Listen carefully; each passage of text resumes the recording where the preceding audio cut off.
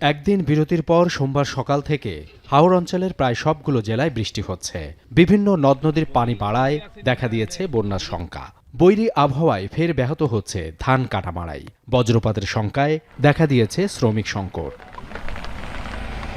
হবিগঞ্জে কয়েক ঘন্টায় ৭৪ মিলিমিটার বৃষ্টিপাত রেকর্ড হয়েছে। এতে নতুন করে দুর্ভোগে পড়েছেন জেলার কৃষকরা। বৃষ্টি ও উজানের ঢলে নদ নদী ও হাওরের পানি বাড়ায় নিম্নাঞ্চলের পাশাপাশি উঁচু এলাকার ফসলি জমিও প্লাবিত হতে শুরু করেছে। যেসব কৃষক আগেই ধান কেটে মাড়াই করছিলেন তারাও পড়েছেন বিপাকে। একদিন বিরতির পর রাত থেকে টানা বৃষ্টির কবলে কিশোরগঞ্জ। মাঝারি থেকে ভারী বর্ষণে জেলার বিভিন্ন উপজেলায় বন্ধ হয়ে গেছে বোরো ধান কাটা ও মাড়াই কার্যক্রম। নতুন করে আরও প্রায় ১,০০০ হেক্টর জমি তলিয়ে গেছে। ক্ষতিগ্রস্ত জমির পরিমাণ ১০,০০০ হেক্টর ছাড়িয়েছে। এতে আরও বাড়ছে কৃষকদের দুশ্চিন্তা।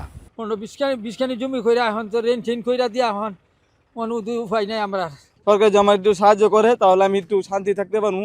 আমার নয়কানি নিয়ে গেছে, আমি খুব কষ্টের মাঝে আছি। পাহাড়ি ঢলের পানি কমলেও বৃষ্টি না কমায় নেত্রকোনায় ফেরেনি স্বস্তি। বৃষ্টিতে ভিজেই হাওরের অবশিষ্ট ধান ঘরে তোলার চেষ্টা করছেন কৃষকরা। কৃষি বিভাগের তথ্য বলছে এখন পর্যন্ত জেলায় ১১,০০০ হেক্টরের বেশি জমির পাকা ধান পানিতে ডুবেছে। মৌলভীবাজারে বৃষ্টির পানিতে ডুবে থাকায় ধানের চারা গজাতে শুরু করেছে। কৃষকরা বলছেন দীর্ঘ সময় পানিতে পাকা ধান ডুবে থাকায় এমন অবস্থার সৃষ্টি হয়েছে। এখন পর্যন্ত জেলায় ৪,০৪২ হেক্টর জমির ধান নষ্ট হয়েছে বলে জানিয়েছে কৃষি বিভাগ। ফলন নষ্ট হওয়ায় মারাত্মক ক্ষতির মুখে পড়েছেন কৃষকরা। প্রায় মনে হলাম ১০ কেয়ার জমি আমরা ক্ষেত করছি। ১০ কেয়ারের মাঝে ৩ কেয়ার কাছি আর ৭ কেয়ারে গেছি কি পানির তলায়। আর যাও এটি আনছি এরপরে ধান কেরা ইচ্ছে প্রায় এমন ২২ কেয়ারের মতন ১০ কেয়ারের মতন তুলতাম পারছি। আরও আমার অনেক কিছু রয়েছে ক্ষেত।